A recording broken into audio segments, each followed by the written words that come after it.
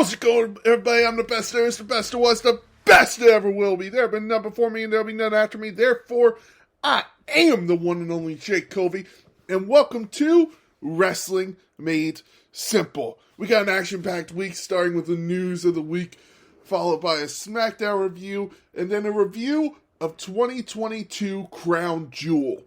We then have a review of Raw, followed by a classic pay-per-view review of Survivor Series 1990, your drink of the week, a reading from the Book of Rules, and then your Battle Droid of the week.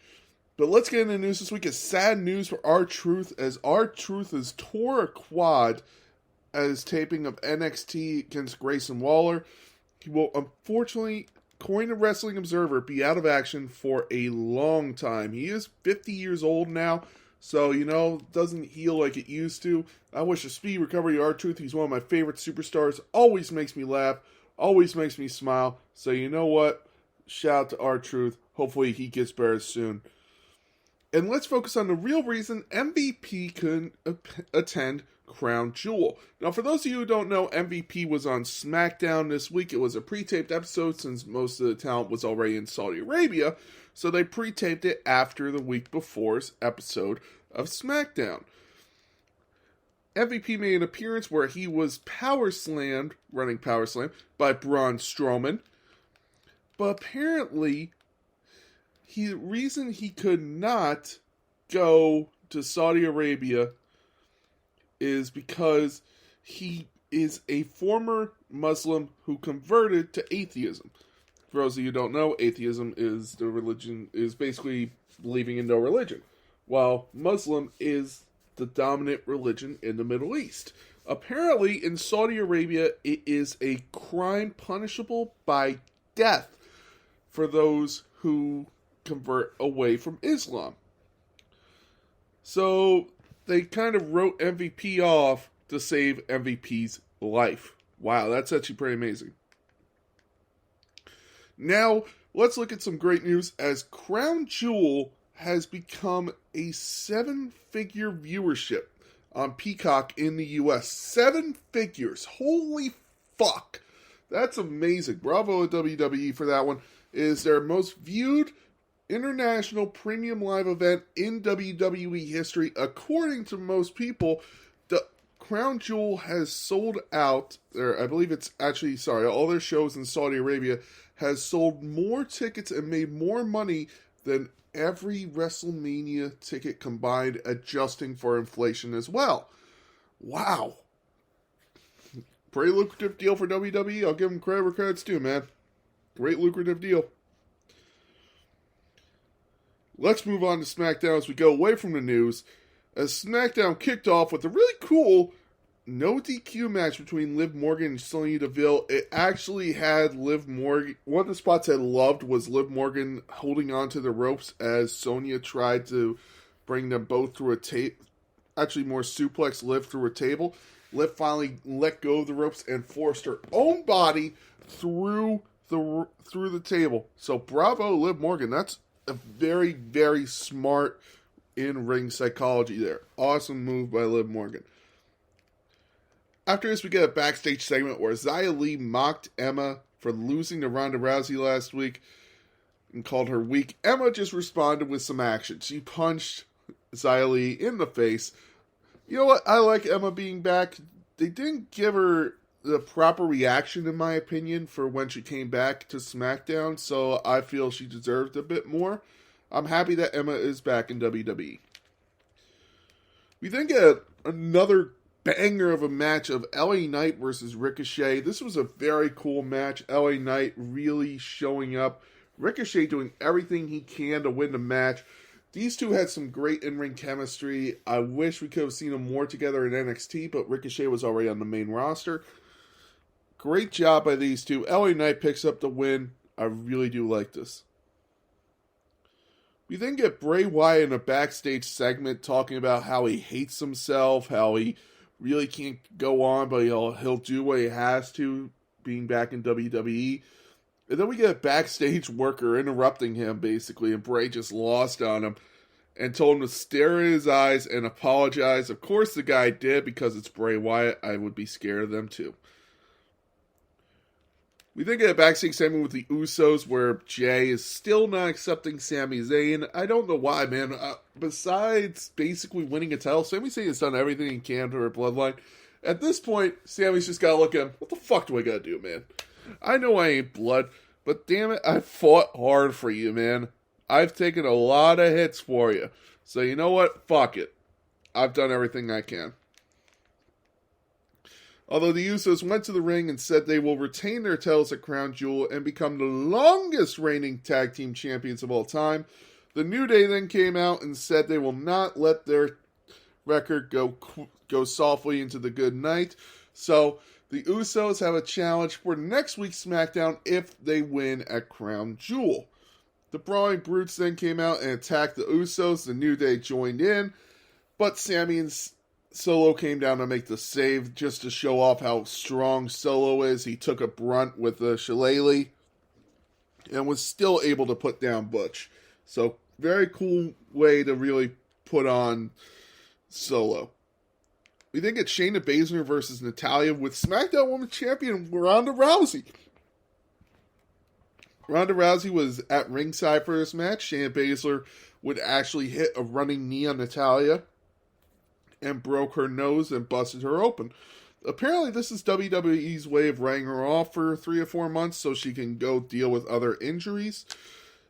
Very smart of WWE to do this, but I wish it didn't have to happen. After this, we get Braun Strowman in a handicap match against 5 local wrestlers. Of course, Braun Strowman was able to pick up the win here. He's the monster of all monsters. Braun Strowman picks up the win, then power slams MVP 3 times with the running power slam. I am so glad, by the way, they brought that move back. I thought it was an awesome finisher to begin with, and now that it's back, I'm so happy. And then finally, in your main event, the last banger of the night, Gunther versus Rey Mysterio for the Intercontinental Championship. Awesome match. I knew these two would tear the house down, and they did. There was no question these two were going to show up. Gunther ends up retaining the Intercontinental Championship after hitting a monster dropkick on Rey Mysterio. One thing I also want to point out, and I'm so glad it's looking like it's happening, they got rid of the singlet for Rey Mysterio. I hated when he wore the singlet. I get that his body is aging, doesn't look the same as it did anymore, might not be as muscular, but still, I love the fact that that's over for the singlet, and now if they could just get rid of that stupid mohawk, everything would be even better. I hate the mohawk on the mask. I just have to say that right now. Let's move on to Crown Jewel. As Crown Jewel kicked off with a hoss fight. It was Brock Lesnar versus Bobby Lashley. Awesome match. Brock Lesnar was actually able to reverse the Hurt Lock and roll Brock Lesnar up for the win. 1, 2, 3. Brock Lesnar beats Bobby Lashley. We then get the Women's Tag Team Championship match. Alexa Bliss, before the match, would actually see Bray Wyatt's logo on the TV. Maybe a little hint that Bray Wyatt isn't done with Alexa Bliss. I would love to see... I forgot about that. Little Miss Bliss would then go out and they would lose the match after Nikki Cross interfered, costing Little Miss Bliss the match. Kind of makes you wonder what's going on with Nikki Cross. Is Nikki Cross with Damage Control, or is she trying to do her own thing? Really makes you wonder, huh? We then get the steel cage match between Drew McIntyre and Karrion Kross. I didn't really like this match. I feel this was maybe the worst match of the night, and don't get me wrong, still a very good match, but I don't know. This Drew McIntyre Karrion Kross feud just has not lived up to expectations. After this, we get the Judgment Day versus the OC Very fun match. Judgment Day would actually pick up the win here, which shocked me. In my predictions, I've had no question that the OC were winning this. But we would get Retribution on Raw. The Judgment Day were able to pick up the win because of Rhea Ripley. They still do not have a Rhea Ripley answer until later.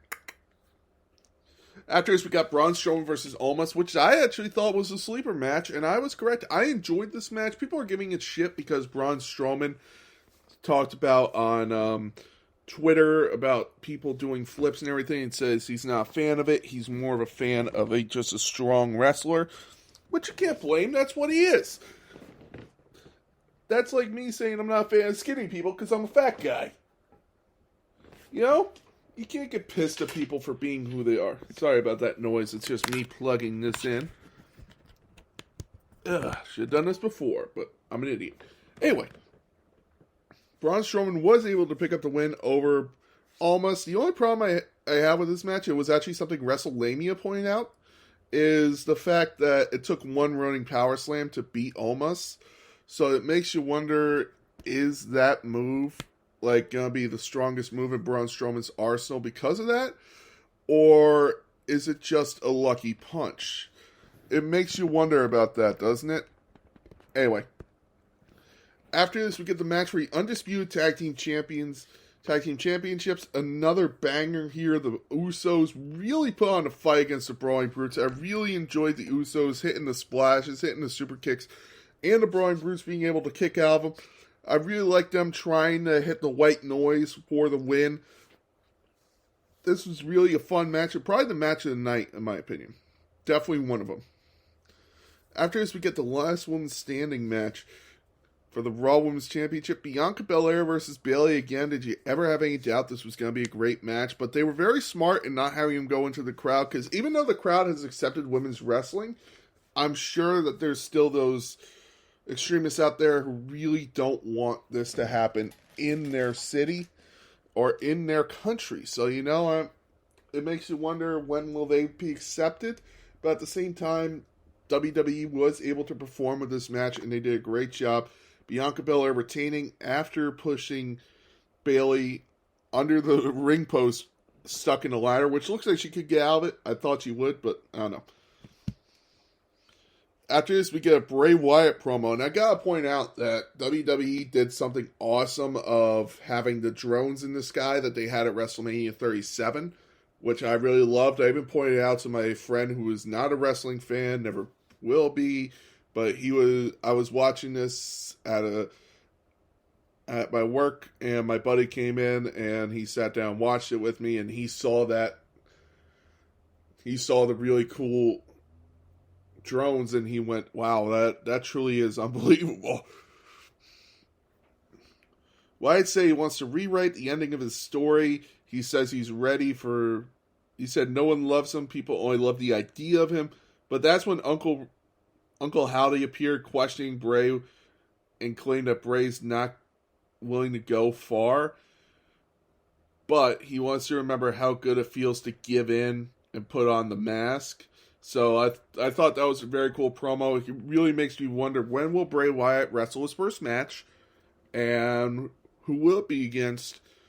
And what is this new person going to be? Is this going to be a formation of the Wyatt Six? Or is it going to be just Bray Wyatt and maybe a female accomplice from what we've seen? I don't know, but it could be very, very fun. Then finally, in your main event, awesome match between Roman Reigns and Logan Paul. I didn't think I would say that going into this match, but damn, Logan Paul turned out, man. Logan Paul did everything he can to get the WWE fans on his side, and I've been converted, man. When he first came out, and even at WrestleMania 38, I booed him. I was kind of in the middle at SummerSlam, but you know what? After this match, man, Logan Paul fucking found his talent, man. Wrestling is awesome for him. And unfortunately, he would lose this match. Jake Paul would show up to try and help, but still the Bloodline would have the numbers game. Unfortunately, though, Logan Paul would tear his ACL and MCL during this match, which means we're not going to see Logan Paul for quite a while. That sucks. I wish that wasn't true, but yeah, Logan Paul did tear his ACL and MCL. Let's move on to Raw. As Raw kicked off with the Usos and Solo Sikoa in the ring, talking about how they retain their tag team titles, and at SmackDown they will become the longest reigning tag team champions in history. The New Day interrupted them and said they will not let their record fall, and they are ready for a fight. They were talking about how they're not going to forfeit this match, how they got the strength for this match. But then Riddle came out, man. Riddle ruined this segment. I really hated the fact that Riddle was involved with this. He shouldn't have been. It was awful. Riddle shouldn't have been a part of this match. The Bloodline versus New Day and Xavier Woods. The more forgotten about this match, the better. As, again, Matt Riddle did not need to be involved. It was almost enough for him to make my Battle Joy of the Week. The Bloodline pick up the win. Nothing very big here. Baron Corbin versus Cedric Alexander. It's just another squash match for Baron Corbin. I like they're getting people on screen for this, but Baron Corbin was able to pick up the win. We then move on to Seth Rollins, who came out to issue his open challenge for the United States Championship. The Judgment Day then came out, and Finn said he has a bone to pick with him, as Seth Rollins cost him gold years ago, so he will return the favor tonight. I assume they mean the Universal Championship of Seth Rollins injuring Finn Balor, but who knows. The OC then came out, and AJ Styles said someone had found the OC and is joining them to face the Judgment Day. And then you heard a chair shot on Rhea Ripley. It's Mia Yim. Mia Yim is back in WWE. Man, I am so happy. I am so happy Mia Yim is back in WWE, man. Great performer. HBIC, man. I am so happy she's back.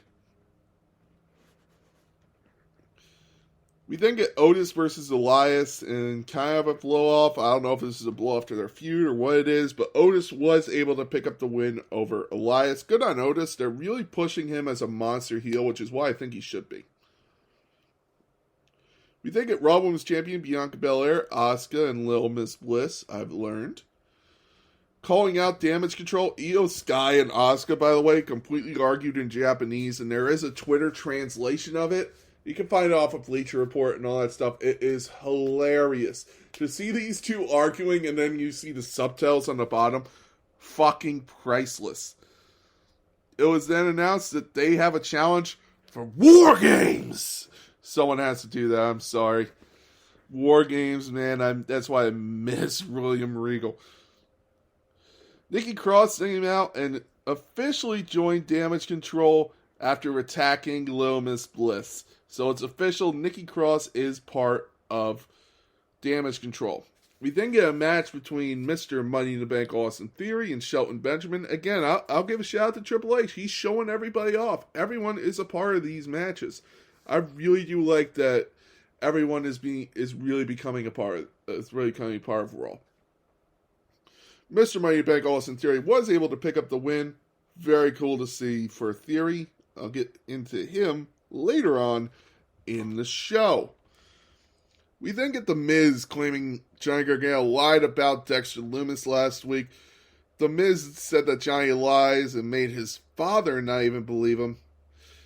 But then Gargano came out with paid a private investigator to pretend to be a producer to talk to The Miz quietly. Gargano then showed footage of The Miz basically with the fake producer admitting to everything. We then get The Miz versus Johnny Gargano, which was a cool match. The Miz actually grabbed a ring post and pretended to be attacked by Dexter Lumis. When the referee turned around, he hit Gargano with the ring post and then picked up the win with the skull-crushing finale. He then started walking up the ramp, and then Dexter Lumis came out of nowhere and attacked The Miz with the steel chair. The Miz is lying there motionless as Dexter Lumis goes into the crowd. Really cool for Dexter Lumis. I really do like this. We then get Nikki Cross versus Dana Brooke. Nice to see Nikki Cross picking up the win to win the 24/7 championship.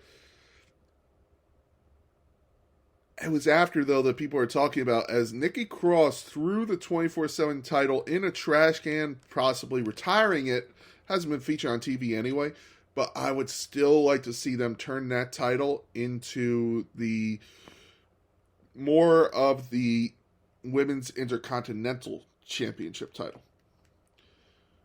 We then get Seth Rollins backstage saying he's going to have his open challenge. He goes to the ring waiting for someone to come out. Ali was set to answer, but Bobby Lashley attacked him. Lashley then came out and attacked Rollins for taking the United States Championship from him. Theory then comes out, looks down at Rollins, looks at his briefcase, and announces he's cashing in for a shot at the United States Championship. This is why we have a new idea for something else that will happen later on the show. Wink, wink. He cashes in, goes to beat Seth Rollins, but Bobby Lashley pulls out the referee. Theory starts yelling at Lashley, "Are you stupid, you bald idiot?" Lashley didn't like that and beat the shit out of Austin Theory.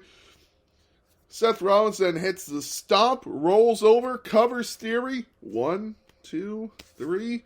Seth Rollins retains, and I guess Theory loses his money in the bank. I don't know. This might be one of the worst cash-ins ever, and I don't know who to blame. Because I wasn't a fan of Theory having the briefcase in the first place. I get giving it to a heel, but to me that was just stupid. I don't understand this.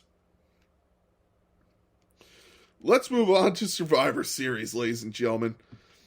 Survivor Series 1990 takes place on my birthday. Just want to point that out. November 22nd. Send your birthday wishes. Anyway. Came from Hartford, Connecticut in the Hartford Civic Center with an attendance of 16,000. WWF's Thanksgiving night tradition. Anyway, it kicked off with Shane Douglas and Buddy Rose in a dark match. No time for this match, and I'm not really finding anything on it. Shane Douglas was able to pick up the win. We then go to the main card as the Warriors, the Ultimate Warrior, Hawk, Animal, and the Texas Tornado. Ultimate Warrior was the WWE champion at the time. Just want to point that out. Excuse me. Versus the perfect team of Mr. Perfect, Axe, Smash, and Crush. Unfortunately, the Warriors would pick up the win after a huge disqualification. The Texas Tornado gets pinned by Mr. Perfect. Ultimate Warrior then pins Texas Tornado. The Ultimate Warrior is the sole survivor. Very cool match, but it's always what's next that will always be talked about. As we get the $1 Million Team versus the Dream Team, Dusty Rhodes, Coco Beware, Bret Hart, and Jim Neidhart, versus the $1 Million Team of Ted DiBiase, the Honky Tonk Man, Greg the Hammer Valentine. But this was the match that we saw the debut of a character who would last for over 30 years and is still revived as one of the best to ever lace up a pair of boots. The Undertaker. Mr. Ted DiBiase, the $1 Million Man, would announce he has his mystery partner from Death Valley, accompanied by his manager, Brother Love, The Undertaker. I still remember the call. The Undertaker, who was, oh my God, look at the size of that hammock. Words that still, I'm holding up my arms. The hairs are still on the end of their, I still have goosebumps every time I hear that call, man. Whew. When you see The Undertaker first come in, man, to see a young Mark Calloway, no real tattoos on his arm, he just looks like he's, it just looks different, man, and it'll always be unbelievable. The $1 Million Team picks up the win as Ted DiBiase is the last and sole survivor. Man, oh God, this brings back so many cool memories. We then get the Visionaries of Rick Martel, the Warlord, Hercules, Paul Roma, versus the Vipers of Jake the Snake Roberts, Jimmy Snuka, Shawn Michaels, and Marty Jannetty. The Visionaries would pick up the win. Very cool match, definitely fun. Every match on here was a Survivor Series match. So I want to point that out right now. Very cool to see that. And it would come down, I'm making sure I'm reading this right. It would come down to Hercules, Paul Roma, Rick Martel, and the Warlord. They would actually have a clean sweep, as it would be all pinfalls except for Jake the Snake Roberts, who would be counted out. So that was actually a very cool one to see. After this, we get the Hulkamaniacs. I know, right? Fun one to see. Hulk Hogan, Jim Duggan, Big Boss Man, and Tugboat versus the Earthquake, Haku, Dino Bravo, and the Barbarian with Jimmy Hart and Bobby Heenan as their manager. Hulk Hogan would be the sole survivor as the Hulkamaniacs would pick up the win. Hulk Hogan would last eliminate the Barbarian, so that one's a fun one to see. Really funny to see the Barbarian in here, man. Really is.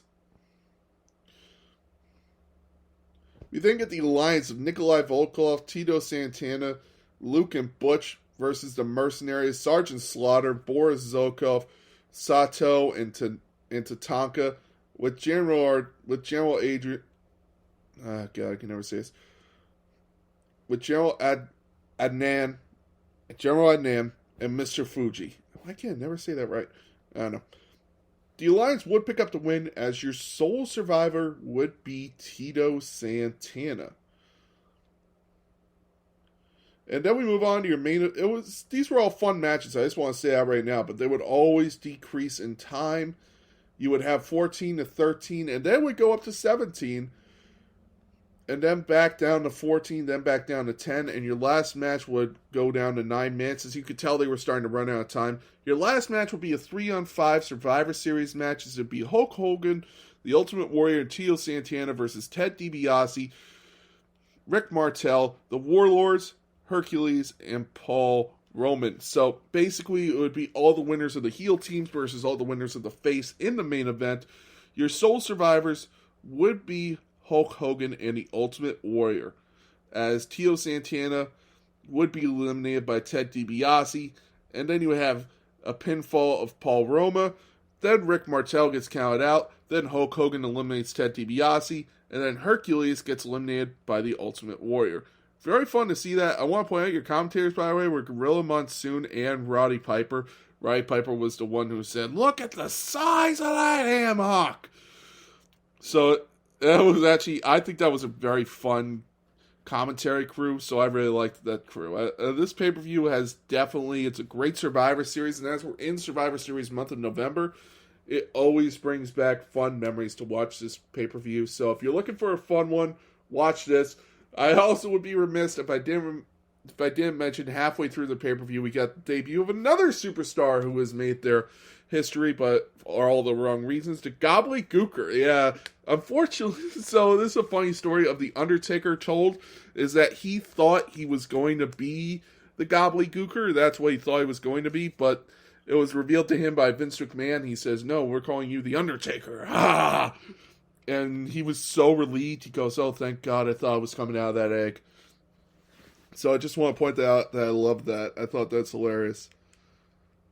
Let's move on to your WWE Drink of the Week. Since it's a War Games Survivor Series, we're doing drinks with wars in the name. So we're going with the Star Wars cocktails. The Jedi versus the dark side of the Force. The Sith versus the Jedi. A really cool War Games I would like to see. So these are really cool drinks. You're gonna need some glowing ice cubes, which I actually really do like. I got those from a couple of cocktails I've had in a bunch of places, so I really do like that. You're going to need some gin, some rum, some vodka, some peach schnapps, and Hawaiian fruit punch. And for the Jedi, you're going to need vodka, blue curacao, peach schnapps, and lemon lime soda. Top with melon liqueur and Everclear.